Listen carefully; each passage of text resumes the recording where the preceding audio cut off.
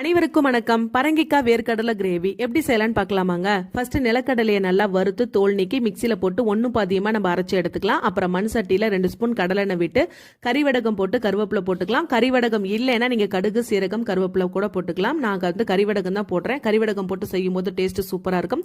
அப்புறம் நல்லா பொரிஞ்சதுக்கு அப்புறமா கட் பண்ணி வச்சிருக்கிற அந்த பரங்கிக்காவையும் போட்டு நல்லா மிக்ஸ் பண்ணி விட்டுக்கலாம். உங்களுக்கு தேவைன்னா நீங்கள் தோல் சீவிக்கோங்க. நாங்கள் தோல் சீவ மாட்டோம். இந்த தோலில் தான் நிறைய சத்துக்கள் இருக்குது. அதனால நாங்கள் அப்படியே கழுவிட்டு கட் பண்ணி போட்டுக்குவோம்.